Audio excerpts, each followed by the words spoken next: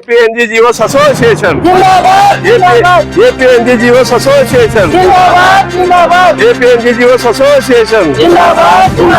ఉద్యమిద్దాం హక్కుల కోసం, ఉద్యమిస్తాం.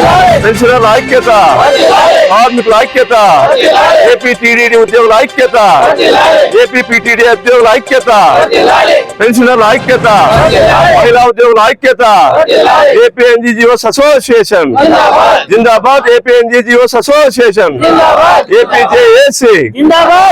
APJAC. Okay. కానీ ఈ మొండి ప్రభుత్వం, ఈ మొండి సీఎం, ఈ మొండి IAS అధికారులు ఈ రాష్ట్రంలో జరుగుతున్న ఉద్యోగులపై దాడులను అరికట్టకపోగా న్యాయమైన డిమాండ్ల కోసం పోరాటం చేస్తా ఉంటే మేము ఉక్కుపాదంతో మిమ్మల్ని అణిచివేస్తామని చెప్పి ఆ రకమైన సంకేతాలు ఇస్తా ఉన్నారు. పోయే కాలం దాపురించినప్పుడు మరి మంట కూడా చాలా పెద్దగా వస్తుందంట. మంట చాలా పెద్దగా వచ్చి ఆరిపోతుంది. కాబట్టి ఇటువంటి ఉద్యమాలు మాకేం కొత్త ఏం కాదు. ఇక్కడ సీనియర్ కామ్రేడ్ జయరాం ప్రసాద్ ఉన్నాడు, రఘురామయ్య గారు ఉన్నారు, గతంలో పనిచేసిన నాయకులు ఉన్నారు. 1937 నుంచి ఉద్యోగ ఉపాధ్యాయ కార్మిక సంఘాలు, పెన్షన్ సంఘాలు హక్కుల కోసం, న్యాయమైన కోరికల కోసం వందల సార్లు ఉద్యమాలు చేసి డిఏల కోసం తిరుపతిలో మరి మన NGO లీడర్స్ ప్రాణాలను అర్పించడం కూడా జరిగింది. ఎందుకంటే ఈ తరం మరి ఉద్యోగులకు ఆ ఉద్యమాల గురించి తెలియకపోవచ్చు, కానీ ఇక్కడ ఉండే మహిళామణులు మన ఉషారాణి మేడంకు తెలుసు, జయరాం ప్రసాద్ తెలుసు, రఘురామయ్యకు తెలుసు, మీ తాలూకా అధ్యక్షుడు రమేష్ రెడ్డికి తెలుసు, అందరికీ తెలుసు. కానీ ఉద్యమాలు కొత్తవి అనుకుంటా ఉన్నారు. ఉద్యమాలు కొత్తవి కాదు. ఈ రాష్ట్ర విభజన జరిగినప్పుడు ఈ రోజు చెప్పుకుంటున్న రాజకీయ పార్టీ, ఈ రాష్ట్రంలో ఒక్క రాజకీయ పార్టీ కూడా ఈ రాష్ట్రాన్ని విభజించకూడదు అని చెప్పి ఒక్క రాజకీయ పార్టీ కూడా మరి ఆ ఉద్యమాన్ని నడపలేకపోతే కలిసి ఉండాలా తెలంగాణ ప్రజలు, ఆంధ్ర ప్రజలు అని చెప్పి కోరుకుంటుంటే మరి ఆ ఉద్యమంలో కూడా పాల్గొనలేని దద్దమ్మ పార్టీలు, రాష్ట్రంలో ఉండే పార్టీలు. 81 రోజులు మనం ఉద్యమం చేయడం జరిగింది. 56 రోజులు చేసినాం, 53 రోజులు చేసినాం. గతంలో ఎంతో ప్రతిష్టాత్మకమైన ముఖ్యమంత్రులు కాసు బ్రహ్మానంద రెడ్డి, నీలం సంజీవ్ రెడ్డి లాంటి, అదేవిధంగా NT రామారావు లాంటి, అదేవిధంగా రాజశేఖర రెడ్డి లాంటి నాయకులతో మనం పోరాటాలు చేసినాం. ఆ పోరాటాలు మామూలు పోరాటాలు కాదు. ఏదో పోరాటాలు కొత్తగా అనుకుంటున్నారేమో ఈ ప్రభుత్వం, ఇప్పుడుండే ప్రభుత్వం. పోరాటాలు పాతవే. కానీ ఏమంటే ఈ సందర్భంగా తెలియజేసేదేమంటే ఈ మధ్య ఒంటరి పోరాటాలకు, వాళ్ళ మనుగడ కోసం ఒంటరి పోరాటాలు చేస్తూ ఉన్నారు. దయచేసి ఒంటరి పోరాటాలు మాత్రం చేయకండి. ఐక్య పోరాటాలకు సిద్ధం కావాలా. ఐక్య పోరాటాలు చేయకపోతే మన న్యాయమైన హక్కులను ఖచ్చితంగా ఒకటి ఆల్రెడీ సాధించుకున్న హక్కులను తీసేసే పరిస్థితి ఉంది. న్యాయమైన డిమాండ్లు పరిష్కరించేందుకు ముందుకు రావడం లేదు. మరి అందులో భాగంగా మీకు తెలుసు, ఐక్య పోరాటానికి ఏపీజేఏసీ ఎప్పుడైనా ముందుంటుంది ఏపీ సందర్భంగా తెలియజేస్తా ఉన్నాం. మరి ఈ మధ్య 11వ తేదీ 11వ తేదీ ఏపీజేఏసీ సమావేశం జరుగుతూ ఉంది విజయవాడలో. ఒకవైపు ఒక నోటీస్ ఇస్తాడు ఆయన, ఎవరు చీఫ్ సెక్రటరీ గారు, 12వ తేదీ పొద్దున్నే మీతో చర్చలు జరపాలనుకుంటున్నామని చెప్పి. మీరు బాగా ఆలోచించండి. ఎవరైనా అడిగే వాళ్ళకి సమాధానం చెప్తారు తప్పిస్తే, మరి అడిగిన పిల్లోడికి ఆకలి అవుతుంది అంటే ఆ పిల్లోడికి అమ్మ అన్నం పెడుతుంది, లేకపోతే ఏడుస్తుంటే నిరసన అని చెప్పి ఆలోచన చేస్తుంది. అది మర్చిపోయి మనతో పాటు గతంలో మనల్ని భ్రష్టు పట్టించిన, అంటే 11వ PRC ఉద్యమాన్ని భ్రష్టు పట్టించిన రాజకీయ ఏవైతే సంఘాలు ఉన్నాయో వాళ్ళని కూడా చర్చలకు పిలిచడం జరిగింది. వాళ్ళు ఏం చేసినారా అంటే చర్చలకు వచ్చినారు. మీరు ఏం చెప్పదలుచుకున్నారంటే న్యాయమైన డిమాండ్లు పరిష్కరిస్తే మేము ఉద్యమం లేకపోమని చెప్పి. అలా పరిష్కారం జరగలే, చర్చలు జరగలే, తర్వాత ఫలితాలు కూడా లేవు. మేము ఈ ఉద్యమాల్లో పాల్గొనకండి. ఏమైంది? మీరు ఏం ఉద్యమాలు చేసినా పాల్గొంటారు. వెంకటరామరెడ్డి ఉన్నాడు ఏపీ సెక్రటరేట్, ఆయన ఏం ఉద్యమాలు చేస్తాడు? సెక్రటరేట్లో ఉద్యమాలు చేయాలా? ఎవరి కోసం చేయాలా? అక్కడ ఉండే 1200 మంది ఎంప్లాయీస్ ఉంటే 600 మంది ఎంప్లాయీస్ రెగ్యులర్ ఉంటారు, మిగతా 600 మంది కాంట్రాక్ట్ అవుట్సోర్సింగ్ వాళ్ళు ఉంటారు. మీరు ఎవరి కోసం ఉద్యమాలు చేస్తాం? అంటేనే పొట్టేళ్ల గుంపులో తోడేళ్లు దూరం ఉన్నట్లు. పోయినసారి వీళ్ళే మన ఉద్యమాన్ని నాశనంలో పెట్టినారు, మనకు సంబంధించిన PRCని నాశనంలో పెట్టినారు. కాబట్టి ఈసారి ఏపీజేఏసీ ఒకటే ఒక నిర్ణయం తీసుకుంది. వెంకటరామరెడ్డిని కానీ, సోగాళ్ళు సూర్యనారాయణ కానీ, సోగాళ్ళు గొప్పరాజు వెంకటేశ్వర్లు కానీ వాళ్ళు ఎవరిని కూడా దీంట్లోకి అలౌ చేయకూడదని చెప్పి ఖరాఖండిగా చెప్పడం జరిగింది. చేస్తున్న ఉద్యమంలో పాల్గొంటున్న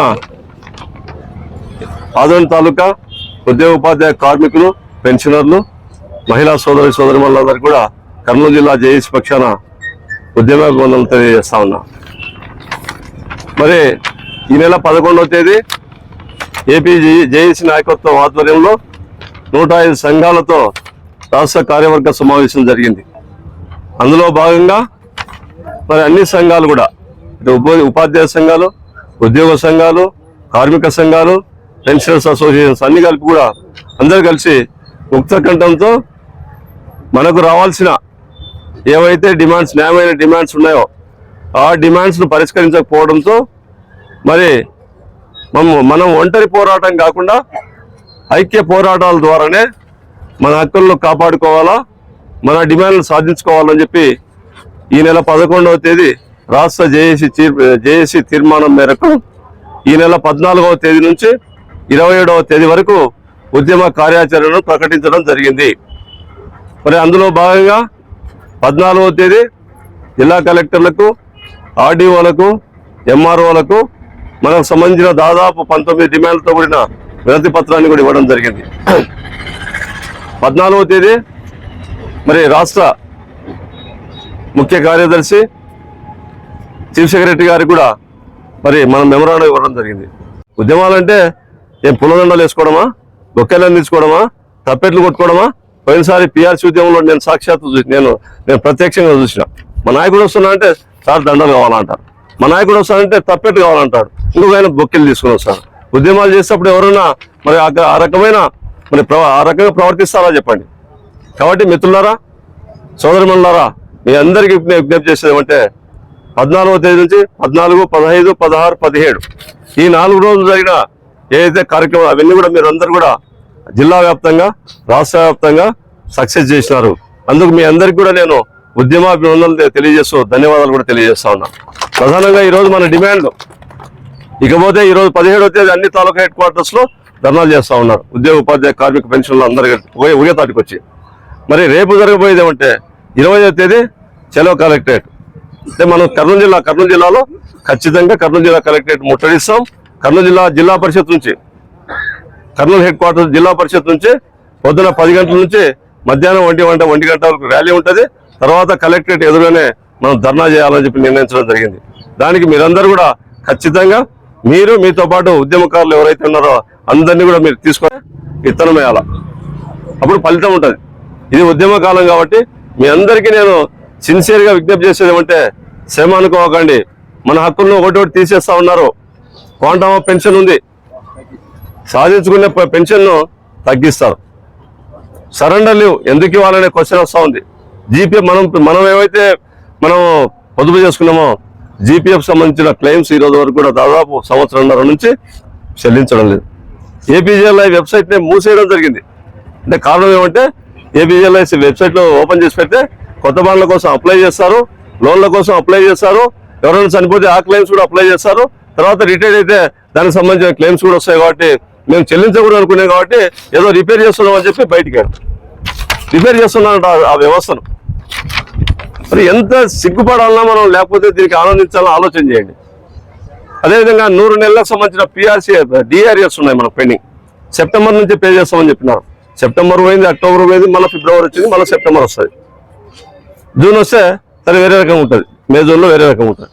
కానీ ఈ ప్రభుత్వానికి ఎన్నిసార్లు విజ్ఞప్తి చేసినప్పటికి కూడా 5 లక్షల లోపు జీపీఎఫ్ చెల్లింపులు చేసామంటున్నారు. సరే 5 లక్షల లోపల చేసినారు, 5 లక్షల కంటే పైన పెట్టుకునే వాడు దివాళ తీయాలా? జీపీఎఫ్ ఉందని చెప్పి ఎవరి దగ్గర పోయి వడ్డీ చేసుకుంటారు. నేను కూడా తెచ్చుకున్నా పోయిన సంవత్సరం 3 నెలలకు నాకు దాదాపు 45,000 రూపాయలు వడ్డీ కట్టినా. 15 లక్షలు నేను విత్డ్రా చేసుకుంటే 15,000 లెక్క 3 నెలలు రూపాయల వడ్డీతో నేను 45,000 కట్టినా. అట్లా ఇట్లా ఎంతమంది కట్టింటారు చెప్పండి. ఏపీజీఎల్ఐ క్లెయిమ్స్ రాకపోతే, మెచ్యూరిటీ కానీ, లోన్స్ కానీ, రిటైర్మెంట్ కానీ, డెత్ క్లెయిమ్స్ రాకపోతే వాళ్ళ పరిస్థితి ఎట్లుంటుంది చెప్పండి. మేము ఏమి ఇవ్వలేము అంటే మా డబ్బులు ఎక్కడికి పోయాయని నేను ప్రభుత్వాన్ని అడుగుతా ఉన్నాం. మీరు ఇవ్వలేనప్పుడు మా డబ్బులు మీ దగ్గర ఎందుకు పెట్టుకోవాలి? తర్వాత 11వ పిఆర్సీలో ఫిట్మెంట్ కంటే